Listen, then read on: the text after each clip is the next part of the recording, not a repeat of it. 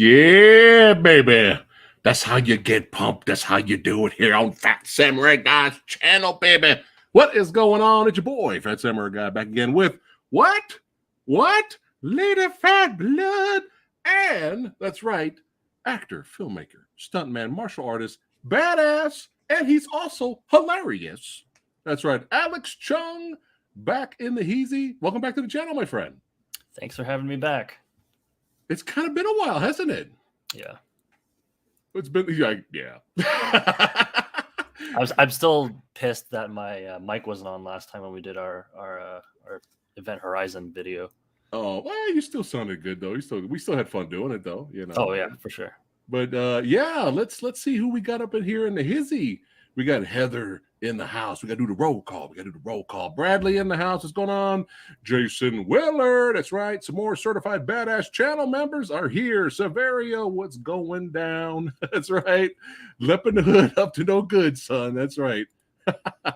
Thomas in the house. What's going on? Todd Johnson and Joel. That's right, brother. We're going to start the fucking ruckus, baby. Oh, yeah. We're going to talk about 3 films, and 2 out of the 3 are the newest additions to a huge, long-lasting, gigantic franchise. Yes, so it's going to be interesting to hear our thoughts about those when we get to them. Steve-O saying, what's going on, Lady Fat Blood? Gail, what's going down? That's right. All the badasses are here. And for those of you that are new that are watching today, hey, thanks again for watching. If you enjoy this kind of content, don't forget to like, share, and subscribe. All that jazz, baby. That's right. And don't forget, when you become a channel member, that's right, help support the channel over there on Patreon, and up there, hit the join button if you'd rather do it that way. But right now, we are doing our brand new exclusive members-only, patrons-only series, Off the Shelf. That's right. You guys are going to get exclusive reviews, movie reviews, just for the members and patrons. So head over there, check it out, and we got some cool stuff, especially a lot of those movies Samurai Guy has not seen. I'm watching them for the first time and reviewing it for you badasses. That's right. I'm trying to catch up. I'm trying to be like Alex. Yes. All right. Oh, don't forget tomorrow, guys, 12 o'clock p.m. The Siege. That's right. Daniel Steeson. That's right. Hey, you got to join us tomorrow. We're going to be talking about his newest film, The Siege. Ultimate badass. It's going to be a fun time tomorrow at 12 p.m. Pacific. We're going to have a great time. All right. So before we jump into these movie reviews, give our thoughts, talk about the good and the bad and the ugly. What's going on, champ? We have one dishonorable mention. And Alex, we're throwing this on you. So if you didn't see it, it's okay, because it fucking sucks. Oh, God. So it doesn't matter. We're just gonna jump right into this. Hold on. This is one quick little bonus nugget. This was not planned, but we've fucking finished the show, and we're like, fuck you. And now we're going to just briefly give our dishonorable mention for History of the World, Part 2. No electric boogaloo. No electric boogaloo here. Oh, no. Okay. Oh, no. Yes. So Mel Brooks, in his heyday. Legend. Some classic shit. Blazing right? Saddles. Okay. Spaceballs. That's right. You know. Other Spaceballs, the t-shirt. Merchandising. Okay, now History of the World Part 1. For me, just you know have your own opinion about it, of course. For me, like, I felt like it had a really strong beginning, and the middle was a little, we kind of lost our way, but the landing kind of came in and saved it. Right. So it wasn't his best, but it wasn't like his worst. It's fun. It's still fun. It's good to be the king. There was some good stuff in there. Oh yeah. It wasn't like a solid like Blazing Saddles. Right. Like it wasn't like, whoa, well, that's another nailed it. It's another level. Yeah. Yeah. It wasn't anything like that. But there was some good stuff in there. Yes. So a couple weeks ago, I was it was super late in the evening, and you had gone to bed. Yeah. And I had seen an ad on YouTube advertising History of the World Part 2. Yes. For Hulu. And I was like, oh no. Oh no. Yeah. And I forgot about it. And then like 2 days later, I was like, oh my God. And I like had to tell you, go to YouTube right now, YouTube. And I made you look it up. And it was just like, it was like a minute and 30 of the most cringe inducing garbage sketch show bullshit. I couldn't, it was just like, none of it was funny. Like the whole Sexy Sumo, it was trash. The whole trailer, the trailer wasn't funny. And I'm like, dude, if you're like trailer promoting your TV show isn't funny, we're in trouble. Yeah. And I was like, oh, we have to watch it because pain is our life. That's what we do. Now we will be honest here. There are moments throughout the show that we laughed at. There are moments that are funny, right? But after the first, we love the Rasputin jackass skits. Those are hilarious. But the problem is, after those first 3 episodes, comedy is like this. Okay, that hit, that sucked. That hit, that sucked. That hit, that sucked. When you get to episode 4, comedy's going hit once, mostly suck. 5, suck. 6, suck. 7, let's keep on sucking. And then 8, one amazing sketch where Jesus comes out as Rambo.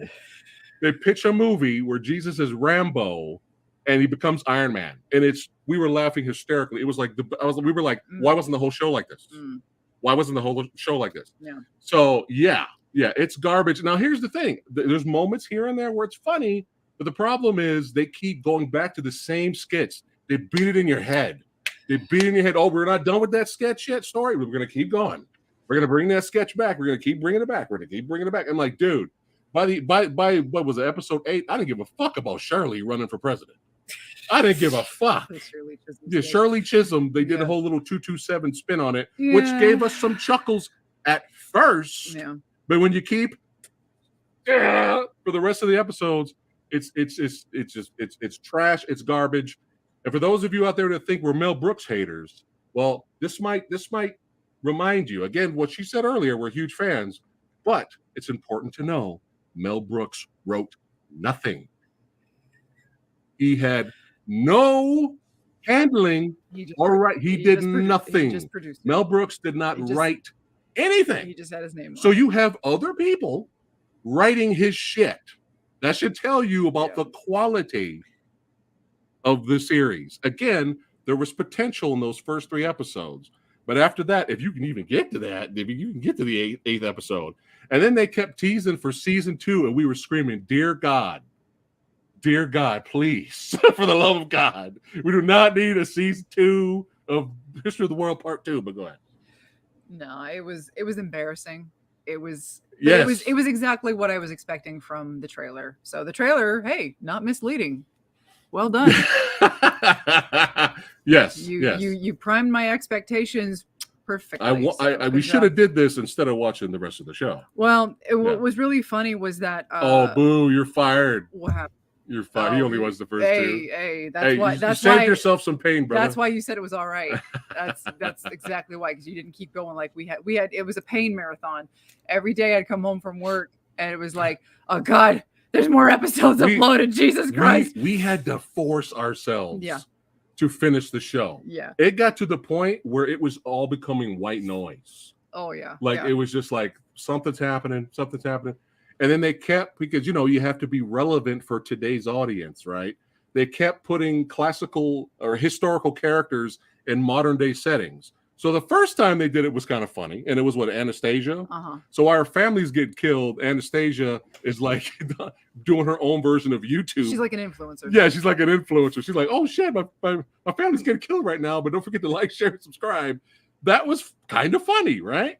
But then by episode 4 or 5 or 6 or whatever, they bring in another historical character that's on his version of TikTok. And then later, they bring in another historical character that's on this version of like Instagram or YouTube or whatever. And we're like, dude, you're killing the joke. You're killing the joke. Yeah. Okay. There's another sketch where it's Jesus and his disciples, right? And for some reason, they just keep repeating it over and over. Like, hey, they're like the Beatles. They're like the Beatles. It's funny. What's her fucking name? The chick from Deadpool 2. Zazie Beetz. She's the Yoko Ono. She's the Yoko Ono. She's trying to ruin the band, the Jesus and the Disciples Beatles band. Get it? It's funny. We're gonna show the same fucking skit. for the next 6 episodes. Yeah. It's trash. So what's really bad? Welcome is that, back, Alex. Welcome back to the channel. Thank you. What's really bad is on a whim today, we were just scrolling through Amazon, just wanting to kill like an hour and 20 minutes, just because we just gotten back from the theater. Yeah. And we were gonna eat lunch. We're just killing some time. And we were just like, let's just watch something. Random. And I was like, oh hey, Duck Soup. I've never seen a Marx Brothers movie before, ever. I know who the Marx Brothers are, obviously, but I've never actually seen one of their movies. I'm like, oh, Duck Soup's on Amazon Prime. Let's watch Duck Soup. 1933. Yes. 1933. The movie's almost 100 years old. 100. We laughed more in Duck Soup. In fucking Duck Soup than History of the World. And I'm not joking. Like, some of it was corny, some of it was ridiculous and schlocky, but some of it was like legitimately funny. Yeah. And it was like, wow, we laughed more consistently. Yes. And like actually like at the jokes than in freaking history. Yeah. 8 episodes of History of the World. And what's crazy is it's so painfully to get through in the slog. I thought every single episode was 45 minutes.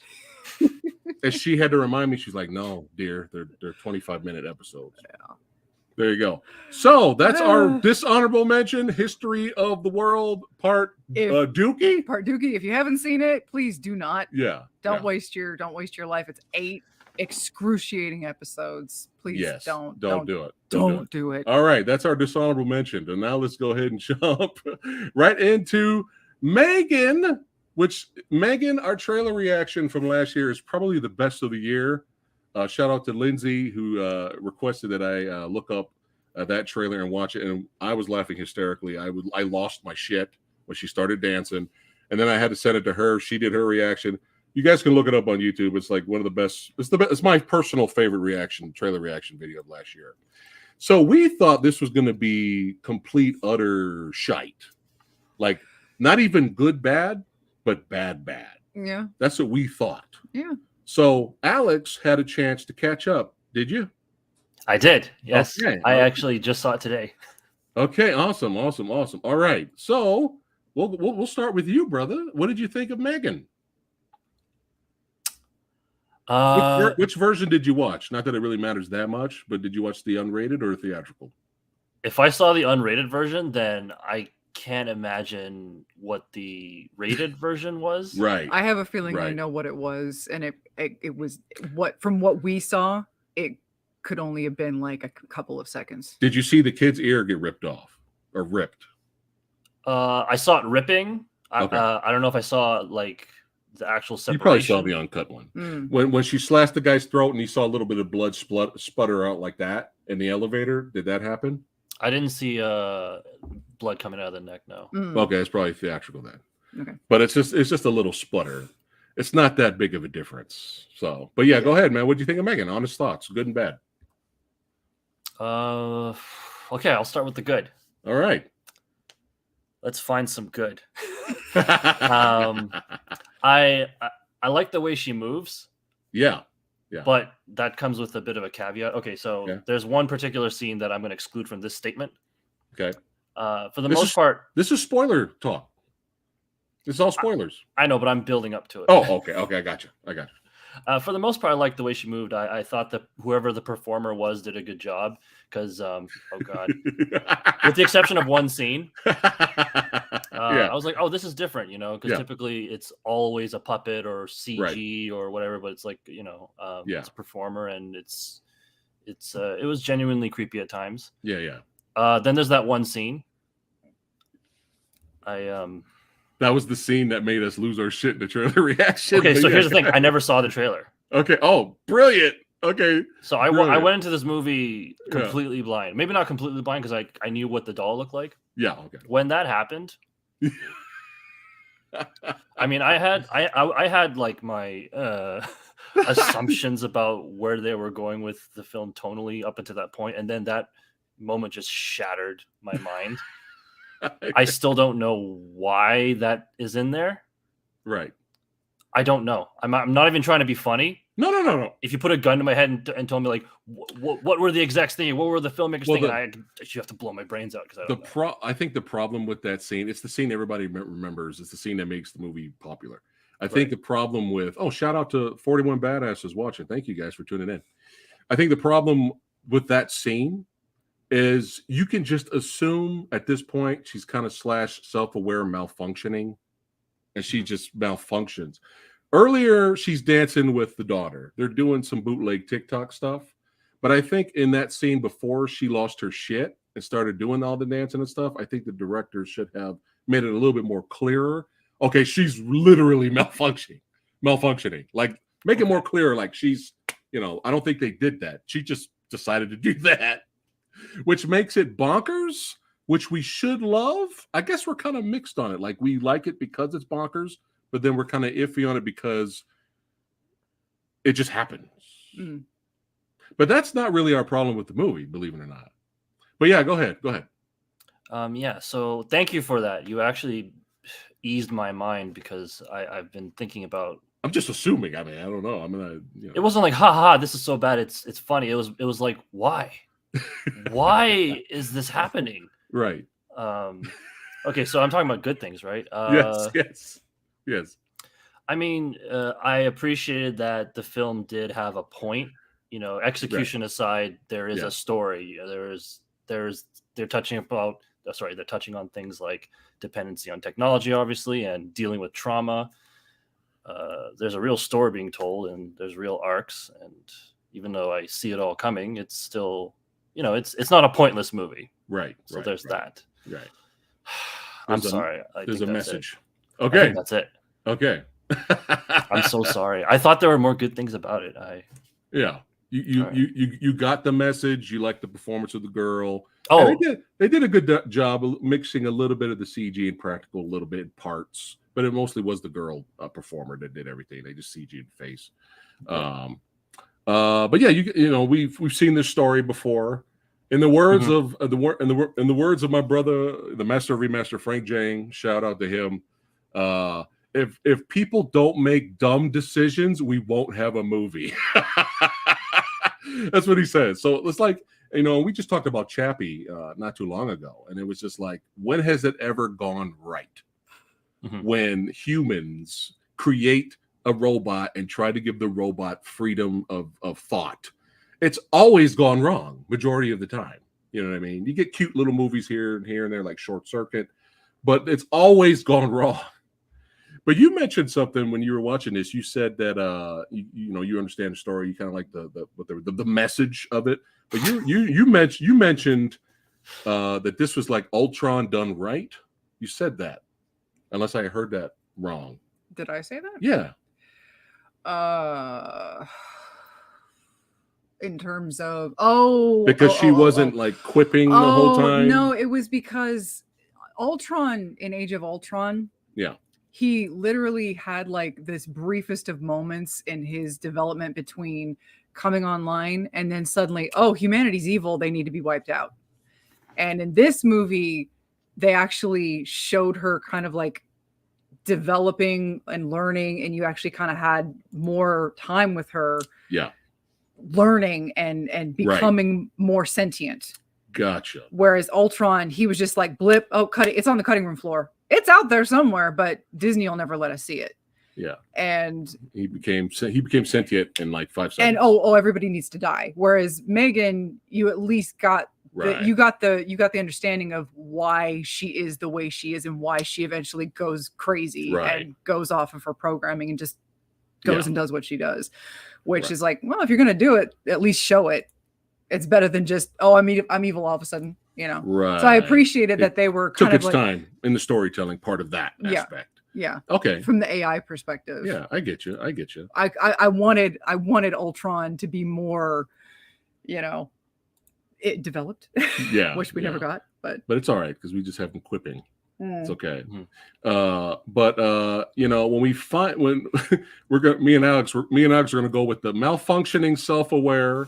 That's what's happening here. Yes. After that happens, it was nice to see somebody get impaled. It was nice to see a neck get slit. Well, you saw it. Yeah, some blood spurting out of there. What I enjoyed about the film was I was kind of surprised. The finale was pretty meaty. we actually had a pretty meaty little action sequence at the end. And what another thing I enjoyed was by the end of this, M3GAN was basically Chucky. She was full Chucky by the end. She was like talking to the mom. She's like, "Don't move your fucking head or I'll rip your head off." Oh, damn. I was like, like, oh shit. I was like, she even called the little girl, "You ungrateful little bitch." Like, I was like, all right, M3GAN, you're winning me over here. Did you hear any of that in your version? Oh yeah, I did. Okay. So I was enjoying that. We had a nice little meaty, Child's Play 2 Terminator-esque finale. Obviously not as good as those, but it was nice. Remember, we went into this with bad expectations, like Kyle. I mean, Alex. We went into this like, sorry. It's all good. Yeah, it's all right. It's all right. My other brother from Canada. But yeah, it's like, I don't know. I don't hate M3GAN. I actually got some enjoyment out of it, but is it as great as everybody's saying it is? Like, I mean, it's a huge success. Like, people love this movie, dude. Like, there's already a sequel planned. Our problem with it, everything else of the film was fine. The storytelling was simplistic. You could follow it. You could understand it. The problem is, how we are here on this channel, guys, and Alex too. We need the fucking carnage. Exactly. We need the carnage. And I hate to say this, I'm going to get a lot of flack for this, but Child's Play remake that everybody hates still had better kills than M3GAN, okay? And, I'm hoping, this is what Samurai Guy is hoping. I'm really hoping that the sequel, hey, let's go. Let's increase the gore. Let's increase the killing. Let's do this here, because there were so many opportunities. Like, why was she so selective in killing? Like, when she kills the comedian guy and the guy that was trying to betray the company in the elevator, she walks out in the building and everybody else. There's like hundreds of people there. Why is she not killing them? She just gets in the car and drives off. She's it's very selective killing. And so I want some more kills, like, killing the lady because her dog was fucking around. Sure, makes sense. That makes sense. But you gotta when you bring us there to the finale, you gotta deliver. And I know it was released in theaters PG-13. That's why we refused to see it. But we waited for the unrated version, and it's fine. It's not worthy of the title. No, it's not worthy of the title. It's literally a kid getting their ear ripped off, like completely off. Which my sensibilities, and the elevator kill. Yeah. Other than that, it's like, this is not an unrated horror film. This is, for lack of a better word, this is Child's Play. Yeah. Not the movie. Yeah. This is literal Child's Play. It's like, you got to, especially coming off the heels of Terrifier 2. It's like, this is nothing. Well, I'm comparing. I know. I'm just saying, when you come off a movie like that, and you say, "Oh, the unrated version," I'm like, yeah. I thought, I did hear that, people were hoping that, people were like, well, maybe the unrated version, we see her kill the dog. They didn't show any of that. They just showed her kill the owner. But you don't want to. No one wants to see an unrated version of a dog kill. We want to see human dismemberment. God damn it! Yeah, I know. Come on. I know. But yeah, that's really our problem with it. Everything else is perfectly fine. It was not to us, Alex. I don't know, but it wasn't the trash. It wasn't the History of the World Part 2 that we were expecting it to be. And we had some entertainment out of it. Anything else, Alex, before we rate this sumbitch? No, I pretty much feel the same about, like, it wasn't a terrible movie. Like, I was never bored. Right. It didn't have a lot of fat to trim. It moved fairly well. And again, there's a real story. And I actually forgot to mention, I do like the lead. I forget her name. Yeah. Allison Williams. The actress from Get Out.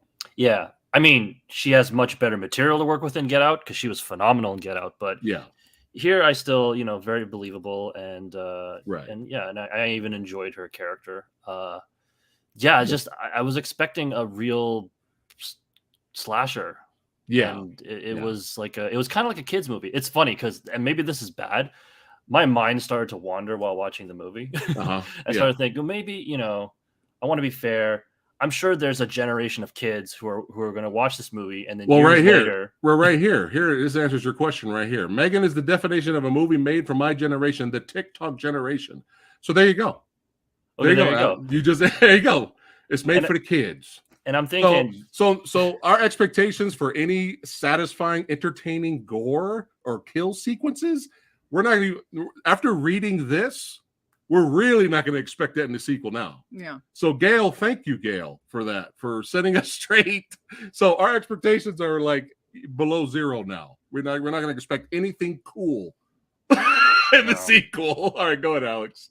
But yeah, I mean, it said it right there. I think years from now, they'll be nostalgic about this movie the way we are about movies from our childhoods, and maybe they'll look at it and be like, what was I thinking? Or maybe they'll be like, it still holds up, and there's moments that are iconic to them. Obviously, we know one of them. Yeah. And that's kind of cool, because I feel like it is very accessible to younger generations, because it's so vanilla to me. Right. It's brutal in very small doses, but I felt like I was watching a very long episode of Goosebumps. Right. Really. Oh, okay. Okay. I did have one specific issue or kind of issue I had with it, which is I could never figure out where the limits of her abilities ended, because she was controlling, like when the alarms are going off, she walked by and then she turned the alarms off, and I'm like, TX from Terminator 3 in the house too. In the house, yeah. We got sexy sumo. Turbo Kid had better kills than me. Well, Turbo Kid is not for the TikTok generation, sumo. So, but yes, I agree with you, my friend. But yeah, I mean, I want to see a little bit more. Again, with the selective killing, the two scientist helpers from the main lead, why didn't they die? They should have been dead. Oh, I forgot. Okay. All right. But you know what? Despite our issues with it, I did enjoy it for what it is. I was expecting trash. But let's go ahead and rate this. So remember, Alex, we switched up our rating system here on the channel. Instead of numbers, we do letters now. So C, and you can do a plus or minus if you want. So C is average. So Alex, what are you giving M3GAN? I'm going to give it a C minus. That sounds mean. No. Be honest. We're here for honesty. But at the very least, I was hoping for some gory kills, and I didn't get that. And because of that, it lost a point. Okay. All right. Boom. What are you giving it? Well, is it C's average? C is average. Then it would get a C. All right. She's giving it a C. It's a perfectly fine. Okay. Like, especially coming off of the trailer where I was expecting like gutter trash. Yeah. And I didn't get gutter trash. Right. I got a perfectly fine story. Yeah. Which I could have stood, aside from the kills being very safe and tame. Yeah. I could have stood a little more, like, if you're going to have a dancing murderous doll, have her dance like for the rest of the movie. Have her go stupid, dumb shit. How amazing! The rest of the movie. Like, how amazing would that have been? Run with it. When she goes into the lobby, she's still dancing while cutting heads off. I'm just saying, it would have been the greatest movie ever made. If you're gonna go that close to the edge, you might as well jump off. Just keep going with it. Like, just go all the way. Don't don't go off to the edge and go back to the middle of the road. Just go all the way with it. So it's perfectly fine. It's okay. Fine. All right. So a C minus from Alex. A C from you. I'm going to give it. I'm going to be honest. I was pleasantly surprised. I thought it was going to be trash. So I'm going to give it a B minus. I'm going to give it a B minus. There you go, guys. I think that's fair for the Samurai Guy. Awesome, amazing kills or action set pieces with the doll. I would have raised it. Up. But yeah, there you go. C minus, C, B plus from Samurai Guy. I think that's sufficient. B plus. All right. I'm sorry. No. B minus. Sorry. B minus. I almost had a heart attack there. All right. Let's keep on rocking and rolling. All right. Let's go ahead and talk about Creed 3, baby. All right. Alex, what'd you think about Creed 3? I'll start by saying one of my favorite. So I don't know how many people know this. Michael B. Jordan has gone on record in saying that anime was a big influence on the action scenes. He named Hajime no Ippo and Naruto. Yeah. So, okay, I'm so happy you have this picture. I'll start my review by saying one of my favorite shots in all of Dragon Ball Z was in this movie. And because of that, yeah, it earns a ton of points. Nice. And it was done well. I mean, you could reference Dragon Ball and not do it well, like many have tried. But I really dug that. All right, I really Jason, have a good one, brother. Have a good one, brother. Nice. You hated it. All right. Oh, nice, brother. Nice. But yeah, I think that everyone's major concern was, is this doable without Stallone? You know, because Stallone it will always be the heart. Is it possible? I am happy to say that it is. You know, I already accepted the fact, especially after Creed 2, that Stallone wasn't going to return. Stallone literally stands outside the ring and looks up at Adonis Creed in the ring and kind of salutes and is like, it's your franchise now. That literally happened in the last movie. So I wasn't even expecting, I don't know why people were expecting Stallone to be in this. He passes the torch, and now we have Adonis Creed, who is basically the Rocky for a new generation. So I didn't have an issue with that. But very well done. You know, at this point, the movie starts off with him kind of having a rematch with the guy he fought in the first Creed. And I love the way, you guys know how Samurai Guy is. Alex and Lady Fat Blood, we love the way the fight scenes were filmed, edited. The camera work was very well done. Props, because, you know, that'd be the first thing all three would be bitching about if they fucked it up here on the channel, or, you know, in the movie. But let's talk about Adonis. I mean, well, no. After this, Adonis Creed goes into retirement, and just kind of, you know, takes control of the gym, just enjoys the riches, promotes new fighters. And was it Felix? I think it was Felix, right? Alex is it's kind of their champ. I think that was his name, right? And they're kind of promoting him, and that's where he is. You know, Adonis is in a great. He's in a great place, and then he gets a visit from this guy. That's right, Dame. And this is where you, and we saw this movie with the Cranky Critic, who's a big Rocky fan. This scene right here, already we were like, all right, Michael B. Jordan is really winning us over here in terms of directing. There is so much emotion in this one scene of them just talking back and forth, trying to catch up. You know, Dame's been in prison, and just look at the little subtle things in Jonathan's face. You know, he's like happy, then he looks like concerned, then he looks like he's about to cry, then he, you know, it's crazy. It's so well acted, so well done. In that scene, there's this underlying tension. Yes, you don't know what it is yet, right? And that's something that you just it's just a credit to the performances and the filmmaking in general for that one scene. You know, one of the things that I was worried about in this movie was, you know, you start off with a flashback. Oh, all of a sudden we've got Adonis in his childhood, and he's got this best friend that we never knew about, and oh, they have this history and stuff like that. It worries me because it's almost like you're shoehorning in all this stuff for the sake of this new movie, right? And that can go south very quickly in the hands of a bad story, right? In the hands of a bad director, in the hands of a bad performance, right?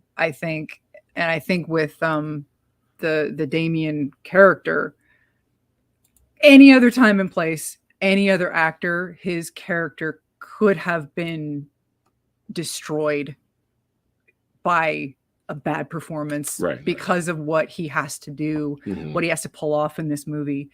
He has these moments of being very vulnerable and being very tragic, and then being an aggressive, horrible bully. Oh yeah. And every part that he plays, whether it's the vulnerable, tragic, traumatized person, or the asshole bully that's going after Adonis, that's gotten what he wants, that's done these horrible things to get what he wants, all of these aspects of his character are genuine and true. And I think that was very interesting that he was able to pull that off. And again, in the hands of a lesser less capable performer, it could have been a disaster. Right. But we have to protect Jonathan Majors at all costs. Why? Because of this? Yes. Essentially, am I good yes. or what? Am I good or what? Essentially, yes. Yeah. Because he was the show stealer. Sexy sumo. What is? Oh, God, no. And they could have done that because the last movie, was Drago Jr. I mean, we could just keep pulling from the well of legacies. To be honest, and that would be cheesy. Yeah, that'd be cheesy. Scream. I'm sorry. Oh, I'm sorry.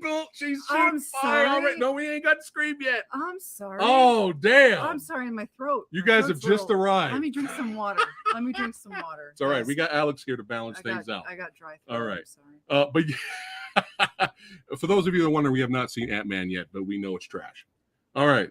So we'll eventually watch it at some point for free. But yeah, really quickly, Alex, talk about the plot with their past. Can we talk about the plot? No, their past. Just their past. Oh, just the past. Okay. Yeah. Well, they're friends. Dame was a fighter.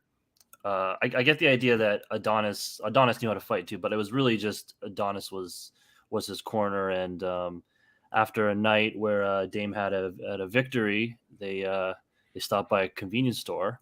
And what I like is I know I'm supposed to summarize, but it's neat to comment on. It was very smart to show the flashback in pieces and not just give it all at once. Yes. And for some reason, young Adonis attacks this man violently. Right. There's something really serious going on, and he must have a really, really strong and personal reason. But before you know it, we're back to the present, and you're just left wondering, how did Dame get involved? We know he had a gun because he saw the gun in the bag. And it turns out that it's weird. Like, it's funny. I'm like the worst person to summarize it because it's kind of muddled to me, and I think it was maybe intended to be that because it's more told than shown. Right. That because of what Adonis did, other guys jumped in. Dame came to back his guy, pulled the gun out. Cops showed up. It was a mess. Adonis ran because he was scared. Dame got arrested. And it felt real because that's how things actually happen. Everything's very chaotic, and you make these snap decisions, and before you know it, both of their lives, well, more so Dame's, is changed forever. And I think the most important thing is that they did not communicate after that. That Adonis did not reach out. Now, what do you think about that? There's actually some people. There's two camps. Even both of them like the movie. There's still two camps. One camp's actually pissed off at Adonis's stepmom, and the other part are like, no, we understand what she did. She wanted to keep her son away from the riffraff and all that. But other people were kind of pissed off why she hid the letters that Dame was in prison. Dame was in prison. He was trying to send those to Adonis, throughout all those years, and the mother hid those letters. I understand why she did it the way she did, because look at how he turned out, champion of the world. He's a billionaire. But I don't know. Do you think at some point when he was a little older or a grown man, maybe after the first Creed, the mom could have been like, hey, I'm going to give you these letters. You're an adult now. Make your own decisions. I don't know. Because he ended up blaming her. He got really pissed off. Yeah. It's a sign of a good movie when you can divide the audience like that. I obviously I see I sympathize with everyone. I see it from everyone's point of view. Like the mom, I understood why she did what she did. I think, kind of to your question, I think as time goes on, it's easier to just keep doing what you're doing. So if you don't reach out to someone and years go by, you wouldn't be like, oh, maybe I'll reach out. No, I'll just keep doing it because it's comfortable, it's safe, it's familiar. So I think even if it felt more logical to show him the letters, I think it was like, why show him at this point? It's right. What's done is done. So I think that's very believable. But I like that. I like that everyone kind of did something wrong, right? Because nobody's perfect, and just the consequences is the movie we're watching. Right. Exactly. Well said. Well said. Another little quick example of Michael B. Jordan impressing us in terms of directing. You have scenes like this. Oh yeah. I mean, look at this shit. This is like really great directing. You know, he goes in there, he gives him a little pump talk before he goes out there to, you know, Dame goes out there to fight Felix. And then when he walks back around, they both stop and kind of look at each other's direction, not knowing if they notice each other. But it just, you know, it's going to happen. Eventually, at some point, the movie's going to build to their confrontation. And just little things like that. And we're like, all right, Michael, you're doing a good job. I actually didn't even hate all the scenes with his little daughter. You know, I didn't really hate those scenes. I thought that was very well done. You know, that was very well done. You know, shows a little bit more heart there. Mm-hmm. But one of my favorite scenes in the film is Dame going full heel against Felix and cheating and doing all these street moves, fucking him up with the shoulder. I mean, doing all kinds of stuff to win. And I love how he kept slowly injuring him bit by bit, and then going back to his corner, sitting down between rounds, not showing any emotion. He's just sitting down, just ready, just calm, just, you know, whatever, you know, ready for the next round. I love that, man. It was great heel moment there, man, where he just went total eval on, hey, this is his shot, man. This is his one and only shot he was going to get at the title, you know. And of course, this goes bad, you know. Once he turned full heel, didn't go too well. And I was actually not surprised he punched Adonis right here. I was like, Adonis, what you doing, man? You by yourself. Like, you by yourself. He's got his whole entourage with him. What are you doing? Why are you going back there trying to pick a fight? That was stupid. But no, it just led to the rivalry. And our boy here had to come back out from retirement, man. And how awesome was this? I was lucky that I didn't see the second trailer because they spoiled it. But how cool was this, that we saw Drago's son show up, son, and help him train? Yeah. Dude, this was so amazing, bro. This was so good coming in there helping them train. That was great. Little things like that. But go ahead. I couldn't help but feel like that was also kind of a little bit like an anime influence in how, like in a lot of anime, especially fighting anime, like former rivals end up becoming friends later, or like not like best friends, but like, oh, you know, like sparring friends. Yeah. And that just kind of reminded me of anime a little bit, how him and Drago were kind of like going at it, but they were like, you know, on a friendly terms. That was just kind of just something I found like really, really cute. Just like, you know, we're on speaking terms, but come on, like beat the shit out of it. Yeah, it's still we're such manly men, you know. Yeah, it's still, and he didn't go soft on him, which I love that. Yeah. He's like, no, man, you come back to fight for the belt. You need to be ready. Let's go. He went right after Adonis. That was great.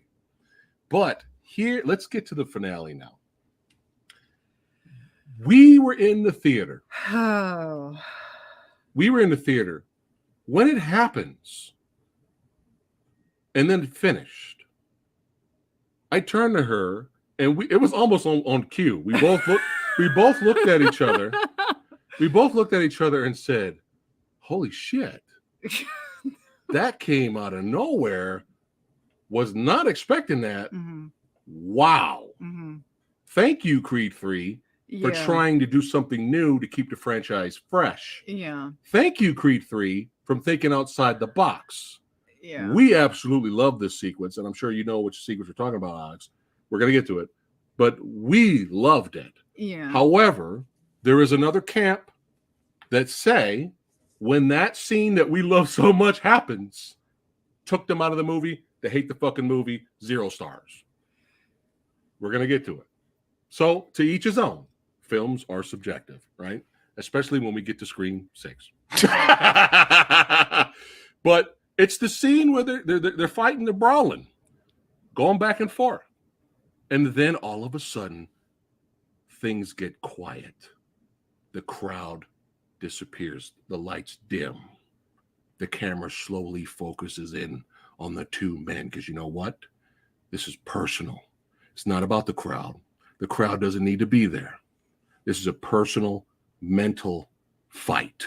Dame looks across at Creed and sees Creed when he's a child, sees him as he did when he was a child. Yes. Creed looks across at Dame and sees Dame as he was when he was younger. And then all of a sudden. Yeah. And then, like I was saying, things get dark. And the crowd disappears. And a mental fight happens. And when Dame starts rushing Adonis, it's the round. It's a visual storytelling. It's the round that happens, but in their heads, the crowd disappears. Right. Yeah. And they start seeing flashes of each of their youths. Yes. So Dame sees him beating the crap out of Adonis, but he sees a jail. He sees prison bars. Yeah. And there was this.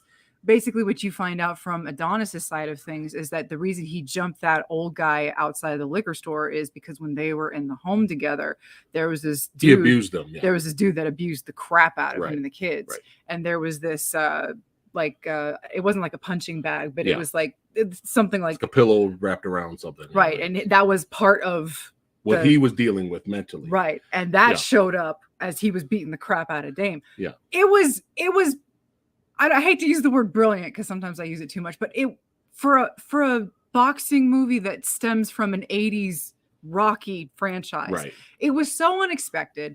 It was so out of nowhere for it to turn into, because the movie was the whole movie ended up dealing with trauma, dealing with your emotions, dealing with this, that, Adonis especially was having such a hard, he was getting angry. And that's where the little girl came in. I didn't really care about the daughter and all that aspects. The kid thing was like cheesy, but she was having anger issues, and that was forcing him to deal with his anger issues. Right. And him and his wife were having conflict. His mother were having some problems. Too. Right. And he didn't want to talk about all the crap that he had been through as a child. Right. And he's like, what's the point? I don't want to do, I just don't want to deal with it. And for all that to just kind of like come spill out into the ring. And for it to have that visual storytelling, it was like for just that one round. Just one round. Yeah. It was so welcome. It was just such a nice change of pace. Yeah. It was very unexpected. And it was ballsy because, again, not everybody liked it. But Alex, let us know what you think about that scene and how much you hate it. Well, as kind of like the co-main event to Scream 6, I will say that even as much as you loved it. Okay. All right. Be honest. We're here for honesty here. I don't see what the big deal is. Now let me explain. Okay. I thought it was brilliant. Okay. I don't see what the big deal is of people being taken out of the movie. I don't know, like, have people seen Rocky 4? That is the over the topness of Rocky 4 is still far more than this and Drago was superhuman. Symbolic visual we're getting. Right. It made perfect sense. Okay. It's great. I mean, it's outside the box. It's not there just to be outside the box. It's there for a very deep story, deep character reason. It's also, from a production point of view, great because you don't have to worry about all those performers in the background for this choreography and the bad green screen. We don't have to worry about the green screen stadium, but it's okay. We forgive it. It's all right. Yeah, no, it worked really well, and I loved it. I don't know why people are making such a big deal out of it. Yeah. Well, I'm glad to hear that you loved it, man. That's awesome. Yeah. Hold on a second. Oh my God, John Bonney, sir! Holy shit, sir. Legend. Thank you so much, my friend, certified badass channel member. What's up, PhatSamuraiGuy and Lady Fat Blood? Great to see you guys. Hello, Mr. Chung. Can't wait for John Wick Chapter 4. Yes. Lance Reddick. Yes. This hurt, guys. That stung. It hurt. That it hurt. Stung very much. Yeah. That hurt. Thank you so much for the super chat, my friend. But yeah, losing Lance, that kind of ruined my day, dude. Like, I was like, God damn it. Yeah. I was posting all this funny stuff earlier just to have fun and make people laugh on Instagram. And then right after that hit, I was like, God, that's it. I can't do anything else because it's just really bummed me out. But he has a legacy, my friend. A lot of people love him from The Wire, and Radical Reggie was hitting me up. He was talking to me about how much he enjoys, Lance as an actor, and it was Oz and the Wire. Yes, thank you so much, John. You rock, my friend. Thank you so much. But yeah, phenomenal scene. Plus, it gave us stuff like this, during that sequence, when it got personal, and it was just awesome. Just great camera work, editing. Just look at the sweat pop off that. Look at that. Look at that gut shot. You know what I'm saying? But yeah, phenomenal movie. Very unexpected. Did not expect to like it as much as I did. But you know, I love the Rocky franchise, and you know, I'm happy that Creed is the new Rocky for this new generation. And I hope it, you know, if they keep making quality like this, Alex, do you mind a couple of more? Yeah, they just have to figure out how to keep topping themselves. You know, I think just from an action standpoint, because you just reminded me, I think the fight scenes really needed this freshness because Creed 1 and 2 more or less felt the same action wise. Yeah. And so it's like, just speaking stylistically, if we're going to see kind of the same types of boxing matches, it would have, I wouldn't have enjoyed it as much as I enjoyed the performances in the story, the actual boxing scenes. You know, I kept thinking about Rocky 3 watching this. I think because the final fight, and it made sense. I love when he's like, "You think it was going to be easy?" It felt like Adonis like had a good chance that he was like that he was going to take it home. That like when Rocky fights, spoiler alert for people who haven't seen Rocky 3, when he fights Clubber at the end, like he owns him. Yeah. And here, you know, Dame's got his dirty tricks. Dame's tough, but you know, the level of experience comparatively, it makes sense that he's not going to last against Creed. Right. It was done well. Oh yeah. Loved his old school cross guard, Philly shell, just a lot of neat little details that made the fight really more enjoyable. So it felt fresh. It was good. So as long as they stay creative. Right. I'm just curious how they could do that now, because in this third movie, Adonis was already retired. Mm-hmm. And for him to come back out of retirement, they were already saying, you are so physically damaged. Yeah, he's got a lot of injuries. That you have to adapt your style, and you have to like do all these things so that you can overcome all of these injuries. I'm like, oh man, he's already fucked up. Like it took at least Rocky 5 before he had the concussion from Drago, and he had like all this other shit that was wrong with him. Like, damn, third movie and he's already down. Well, like, maybe they'll do just one more. Either they end it on a high note here, and we have the Creed trilogy, and we'll end it on a high note. Or they'll just do one more and then they'll wrap it up. But there's no way Michael B. Jordan can pull a Stallone and do 6 movies. It's just not. It's not going to happen. But you never know. But yeah, really enjoyed Creed 3. Very surprising. Now here's the thing, Alex. Even though we loved the visual storytelling of them fighting their demons in the ring, when the lights get low and it gets personal. Do you want them to do that again for the next movie? Or will that taint this movie? Or will that become a shtick? Will that become, oh, we're doing this again? If we keep doing that kind of stuff in every movie? I don't know if they need to do it every movie. What do you think? I would rather they not. Yes. Yeah. You know, that worked because it was tied to their characters. It was tied to their relationship. Yeah. If you put in a new context, like say it's about your trauma or it's about your past and your emotion, it's kind of being presented visually, even still it'll still feel kind of like okay, repetitive. They'll have to pick another avenue, a new direction that's different from not just 3 but 1 and 2 and maybe even all the Rocky movies together. I'm sure that's possible, you know. Right. Okay. All right, well, let's rate this sumbitch. Creed 3. Alex, what are you giving it? I am. It's so funny that I feel like all my ratings today are going to feel harsher than usual. They're here for the honesty. Where we all can agree to disagree. It's all fun. I'm giving it B. You giving it what? B. A B. Okay. All right.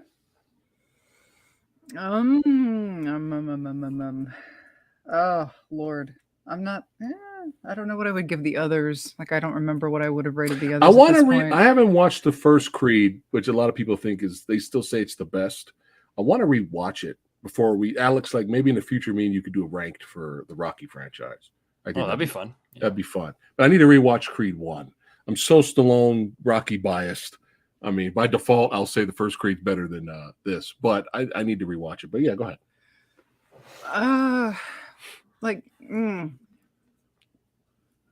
Be honest, A+. I'm torn. It's like I could go like an A-. Okay. I could go like A minus. A minus. Yeah. All right. So B from Alex and A minus from Lady Fatblood. Samurai Guy is going to give Creed 3 0. No, I'm kidding. F minus. No, I'm kidding. I'm going to give it a B plus. I'm going to give it a B plus. Okay. I'm going to do that. Loved it. I think B plus is good. I feel good. Okay. Actually, I changed that because I gave Megan a B minus. Creed 3. Creed 3 is now an A minus. Fuck it. All right. Yeah, we got to get good. We have that gap now. We're going to have that gap. All right. I'm perfectly fine with an A minus. Okay. Let's have some fun here. Let's keep it rocking and rolling. This is the reason you guys are here. This is the real reason you guys are here. Because you know how she is. You know how I am. You know how Alex is. Oh, she's doing the Vanderlei. Holy shit. They're doing the Vanderlei Silva up in here. Oh, I'll just do my Fedor, which is just. Oh, I love it. Alex, you said Fedor. We are brothers for life, as if we weren't already. But yeah, this is gonna be fun. Okay, so we gotta set the scene. Okay, guys, before we get already, Thomas is like already going in on it. All right, here we go. We got to set the scene so that way everyone understands each of why us. You're about to hate me. Each person's mindset when going into the franchise and going to the movie. Then you want to understand. It's perfectly fine to agree to disagree. We're all having fun here, talking movies, having a good time. All right, I have been. Mostly, I enjoyed the first one, but I had to rewatch. We binge watched all the Scream movies in like one day to get ready for 6, and there's a reason for that. At the time when me and you, Alex, reviewed Scream 5, I think we were both kind of positive on it. I think we enjoyed it as a fun slasher. I think we liked it. Yeah. Okay. I actually. Did you revisit? I was going to ask you, have you revisited? Do you feel the same way about it now? I was going to ask. I actually binged all of them as well with my partner, but not in one day, because she hadn't seen past 1. Okay. And I thought, because I'm going to go see 6 in theaters, right? We'll watch 1, 2, 3, 4, 5, get her caught up, and then we'd go see 6 together. Right. So I got to see 5 again, and I haven't changed my opinion about 5. Okay. But I do want to change my rating because I realized I think it was one of your first videos where you changed it to the letter system, and I didn't do the correct exchange rate in my head. So I think about it and I was like, I wouldn't give it that. So I think I gave it an A at the time. Yeah. I'm actually going to change it to a B. Okay. Not because I think less of it, but just because I realized that my scaling in my head was incorrect. Right. So I really meant to say B, not A. Right. A is very high. I think we were doing numbers at the time. I think we both gave it like a 4 to 5. I think that sounds about an A ish, close to it. Yeah. I don't remember. It's been a long time, but for the most part, we enjoyed it as a fun slasher movie for the most part. But remember, when I went into 5, I was like, dude, I don't remember 3 and 4 at all, and I barely remember 2, but I remember the first one. So that was me going from basically, if you want to think about it, that was me going from 1 to 5 in a way. Now I had a chance to rewatch all of them. And if you guys want to know my thoughts on every single one of those, channel membership or Patreon, you got to join it. I did a video for quick thoughts on every single one of those. And there's no way I can redo the amazing review I gave Scream 3. There's no way I can do it now because I was on the sauce and I was fucking pissed. There's no way I can recapture that magic for you right now. But fuck Scream 3. All right. So anyway, if you want to, you got to check it out if you remember. Okay, here we go. Now for her, she didn't see Scream 1 when it came out. She saw it way later after they hyped up the movie as the second coming of Christ. That's when she saw it. I saw it when it was hyped. Cranky, my cousin the cranky critic had shown it to me. By this point, I want to say, the first Scream was what 90. It was 96. Okay. Yeah. Oh my god. And so 96, and then the second one would have been like 1-2 years later because they were cranking those things out like crazy up until 2000. right? It was like 1, 2, 3, bam, bam, bam in succession. And there was this huge gap from and 3 then, to 4. Yeah, and then 4 was like 2011. 11 years later, almost.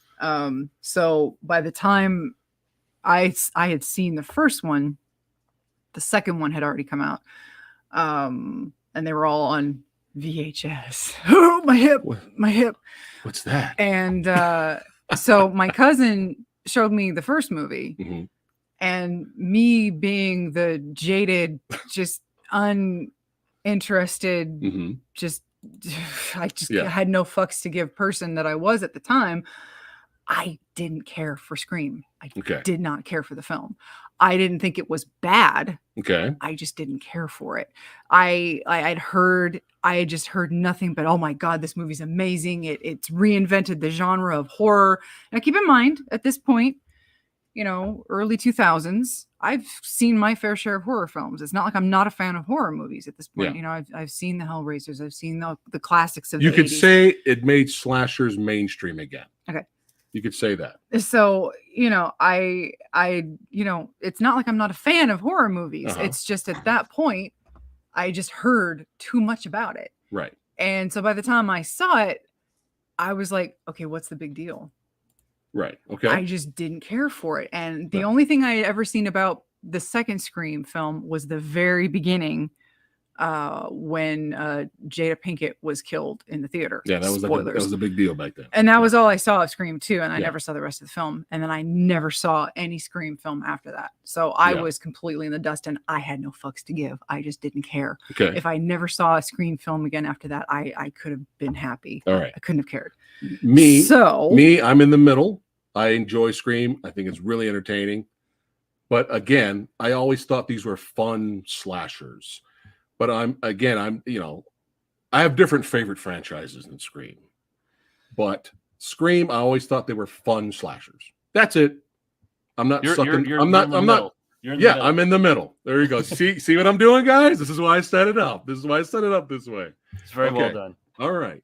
So, Alex, a little brief history with the Scream franchise, what you like about it, and then we're going to jump right into 6, okay? Sure. I think I touched upon this when we did our Scream 5 review. I'll do like an even more condensed version. Sure. I watched the trilogy when they came out, and I was quite young, and it was around the time when I was really getting into horror. So I would watch all the Friday 13th, all the Nightmare on Elm Streets, then I watched Scream, then Evil Dead's, and what else was I watching? Halloween's, Chucky, Scream 2, Scream 3. So they all kind of happened all at once, and I got to appreciate what the franchise did in the 90s at the time, even though horror in general was just new to me. And it became one of my favorite slasher series at the time. All right. Okay. And so I have different opinions about 1, 2, 3. But all in all, as a franchise, like I was a fan of it overall. Okay.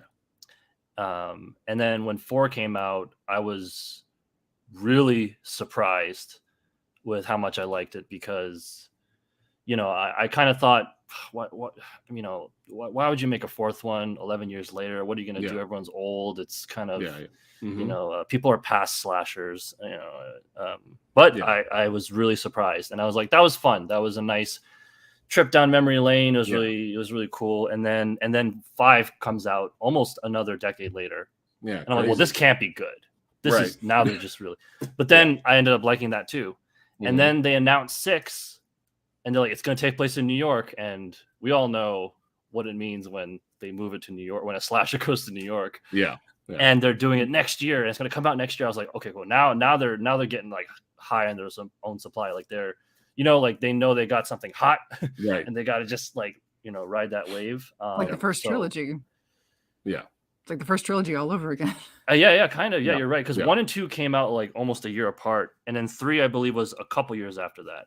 But this really felt like holy shit. So I was like, I actually didn't know what to think. I was excited because 4 and 5 proved to me that it wasn't dead, and I was like, maybe 6 will be good, and it's from the same people who did 5. So if it's, same direction, same sensibilities, maybe they'll make this one good too. But I'm just like, I don't know how many more of these they can make, you know? Yeah. So Well, it was a nervous kind of excitement. Gotcha. All right. Well said. And I tried to get on it because I know the stunt coordinator, and I actually messaged him, and he's like, hell yeah. There's not a lot of stunts, just girls getting stabbed. And I was like, it's all good, man. I just, you know, I'm a fan. I would love to just show up and even just be in the background, like Matthew Lillard in Part 2. People like that. Awesome, man. That's awesome. You knew somebody in the film. How cool is that? But now that everyone knows where our heads are at, we just binge watched to catch up 1 through 5 in one day. And then we went and saw Scream 6 literally a few days after the binge. Well, today. Well, no, I mean the time between we watched the 5 movies was just a few days between then and today. Right. All right. So, wow, man, how do we start? Well, Alex, I'm going to segue to you. Where are we in the story right now? I have the hardest job. It's like, tell us the story. Where are the characters? Plot points. Well, the surviving characters from Part 5. I'm glad we're calling it Scream 5, by the way, and not Scream 2022. You mean fucking stupid. Scream 6, right? Yeah. Oh, I mean, like when we refer to the 5th one. Oh, gotcha. Scream 6. Our characters are in New York, and it appears that there's at least one new ghost face. Yes. People are dying. I mean, you know what? Here's the thing: like they're all slashers, and they're all very basic slashers, and that's the point. Is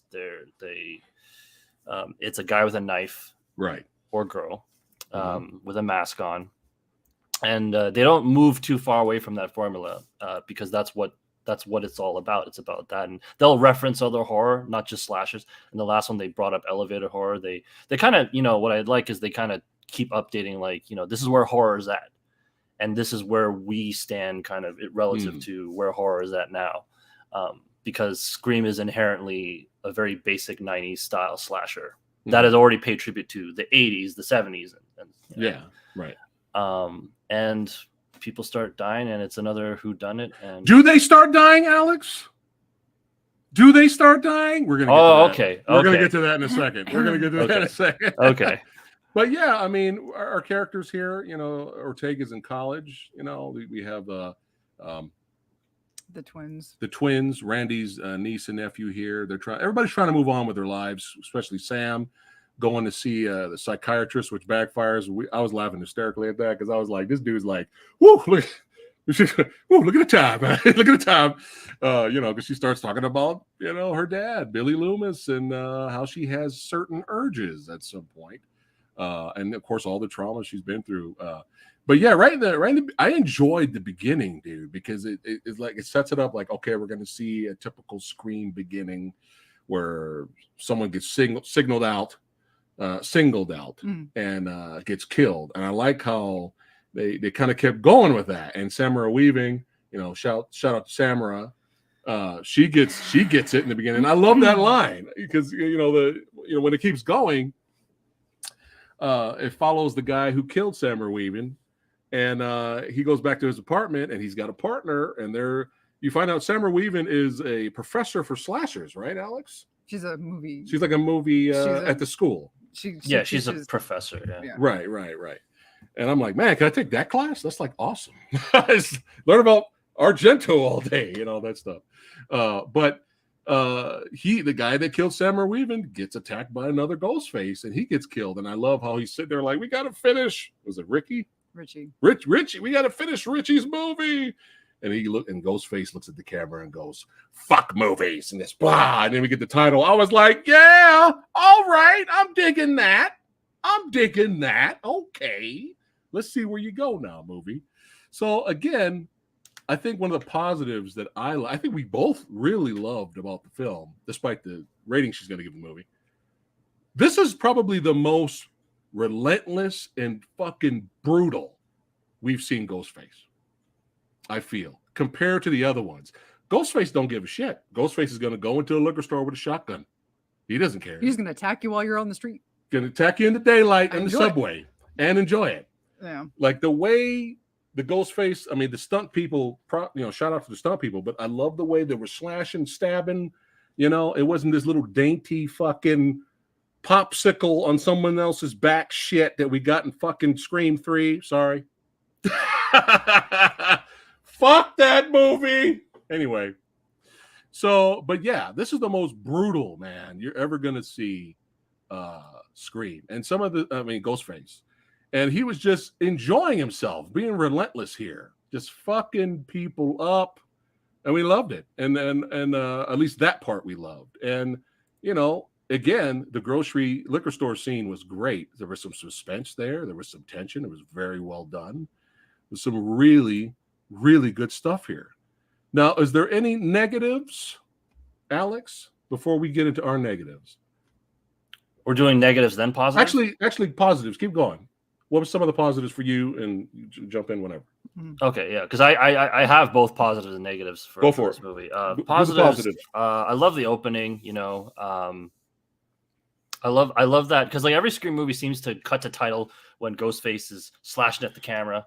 He'll say something. Yeah, he's like, now I see something red, but then it keeps going, and I'm like, you're right. It's kind of uncomfortable. Like, right. like it was supposed to cut to the title, and then there's the first Ghostface reveal. Yeah. And then we're in uncharted territory, and it's literally Jason Takes Manhattan because he's watching. I don't know if you saw. He's watching Jason Takes Manhattan on the TV. Which I saw that. Yeah. And his name is Jason. Yeah. Yeah. And I'm just this is so on the nose. It's really funny. Actually, okay, I'll save negatives for later because I was gonna say something about Ghostface in this. I guess the one thing I will probably keep going back to is there are a lot of parallels to Scream 2. There are tons. I mean, one obvious one is that they're in college now. Mm-hmm. Right. They even say in the movie that everything seems to be powdering off of Stab 2. Right. There are a lot of things I liked about it. I would say in general, just speaking broadly, I thought there was a lot of tense scenes with a lot of suspense. I thought the pacing was really good. Like it moved nonstop. It was just like a relentless ride with very few breaks. Yeah. There was never, at least for me, a dull moment. Ghostface was relentless and quite brutal and sadistic, which I enjoyed. Yeah. I did really like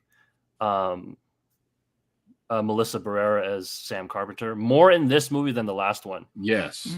In 5, she was okay, but I didn't find her that interesting other than the fact that she's talking to a dead Billy Loomis.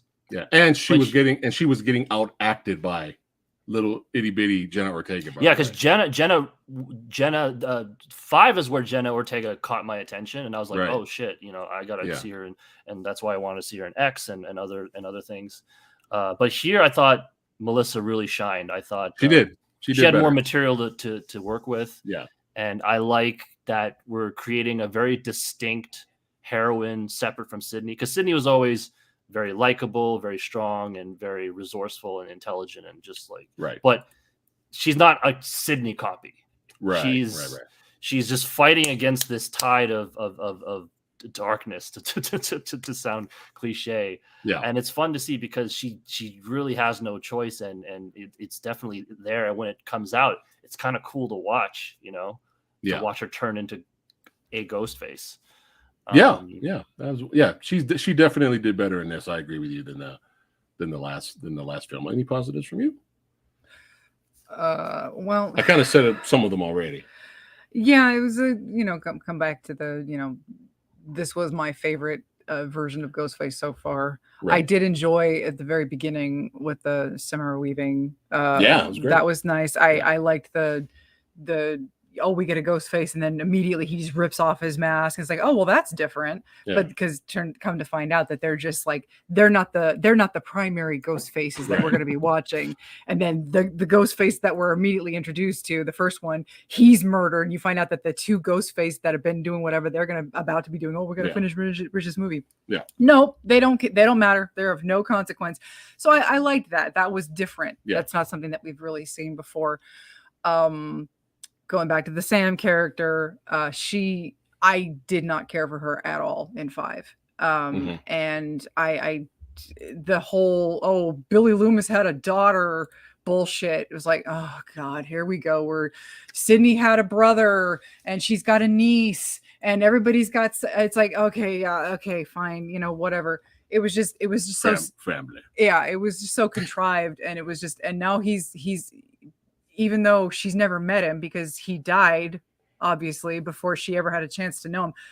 She knows exactly what he looked like when he was dead, and he's talking to her because genetics. Because the sickness that was in him, it's in her, I guess. Is it? So it's just I hated all of that. I thought it was stupid, and I didn't care for any of that. And her acting in 5 was kind of garbage. Right. And anytime she was trying to emote, it was just like, I'm not buying any of this, lady. Right. And she did improve in this one. Yeah. I couldn't tell if they just weren't asking as much from her in this one, or if they just gave her better material, or maybe the director just kind of was like, no, we gotta crank it up a little bit. Right. I don't know what it was, but she just wasn't that grating to me in this one. Right. And I do enjoy her stabby stabs. Oh, she went off. Like she kind of had that a little bit in 5, but like when she murders somebody, if they go the direction that I know they don't have the balls to go into, and we'll get into that in a minute, she would make a great serial killer, right? Just because she's brutal, and I do enjoy that. It's like when she goes to stab somebody, she goes all in, and she's just like, nope. It's like I can get behind that. So I did enjoy that. I was a little worried that Jenna Ortega was kind of going to be the annoying one in this one, because she was a little bit, but her character kind of came around. You kind of understand where she was coming from, so that was fine. Let me go. Other than that, okay. All right, segue is the perfect time for the negatives here. Wait, Samurai, what about you? I already said the positives. It was similar. Oh, you did? Yeah. Okay. So you just like the opening. The brutal. No, I said like this is the most throughout the whole movie. This is the most brutal kills. The most brutal we ever seen Ghostface. And somebody said in the comments that the kills get more violent throughout the series. I disagree. Because there's not one good kill in Scream 3. Not one. Okay. So Alice, I'm sure you can tell how much I loved Scream 3. All right. Back to there we go. I can't wait for your ranking. I have a feeling Scream 3 is going to be high. I have a feeling. It's going to be fun. We're going to have fun after this. All right, here we go. All right. So, the positives. Again, the opening. The brutal kills, some great scenes of suspense. The scene on the subway, very well done. Great suspense building. Good stuff, man. There's some great stuff in here. Really good stuff to the point where remember, she's not a fan of the franchise, not even really impressed by the first one. Saw it way after nostalgia. She turned to me and said, do you remember what you said? She turned to me when the movie was over. She turned to me and said, remember, not a fan of the franchise. She turns to me and says, that was my favorite Scream film until the end. That's pretty impressive for someone who's not a fan of the franchise, but still was enjoying the movie. That's impressive, Scream 6. But we're gonna get. Actually, it wasn't the end. It was from the reveal to the end. And here's the thing about me and the reveals in the Scream films. I hate every last one of them. I hate all of them. Every time somebody gets revealed, and the thing is, I know that's the point of the Scream films is the reveal, the whodunits. Yeah. But the thing that I hate about the Scream movies in general is that how people like when something meta is bad, like Velma. If anybody's seen Velma, I've only watched one episode and I watched it. And I was like, never again. I will never do this again. When something is bad and it's meta and it's bad, they have to they try to meta their way out of it by going, oh, well, isn't it hilarious when this happens, but they're doing it in their own show? It's like, that doesn't give you a pass. your writing is still trash. And that's the thing with the Screams. The Screams all do that. They point out all these tropes and then they do the tropes. And it's like, just because you're pointing out the tropes doesn't mean I'm going to enjoy watching the tropes. And you always know that there's going to be a villain at the end revealing themselves, and they're going to have to come up with some fucking contrived way of explaining the villain in the end, or the villains. It's always, with the exception of the third one, it's always two.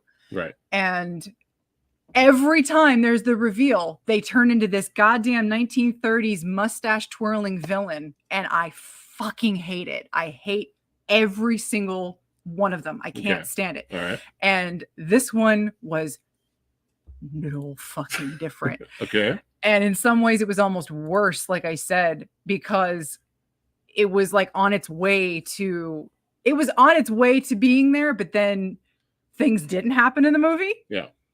That was starting to really piss me off.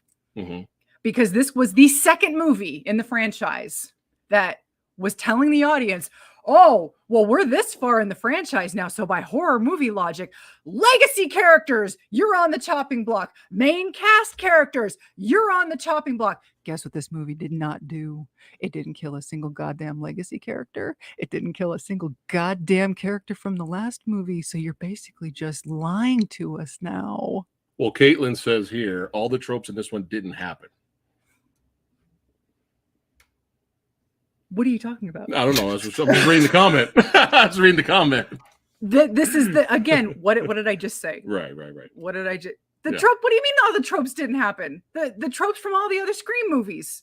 Yeah. You have to She's have talking the about reveal. this movie. She's talking about six. You have to have the reveal. That's a trope. Oh, that's what you're talking about. Okay. You have to have the trope of the who done it. That's the trope. That's what I'm talking about. Okay. But this is the second movie in the franchise where they have told us a legacy character has to die or can die. Not that they're going to. Oh, legacy character, you're on the chopping block. All bets are off. Okay. Main character, all bets are off. Yeah. No. At least the fifth movie, as much as I didn't care, at least they offed one of the main, the legacy characters. Dewey, yeah. This movie couldn't even kill off fucking 60-year-old Courtney Cox. Yeah. How many times has that bitch been stabbed in this fucking franchise? Are you kidding me? Yeah. Seriously, she must have more scar tissue in her stomach. I swear to God. That scar tissue is probably doing her the most favors. I swear to, at this point, I don't know. I don't know anymore.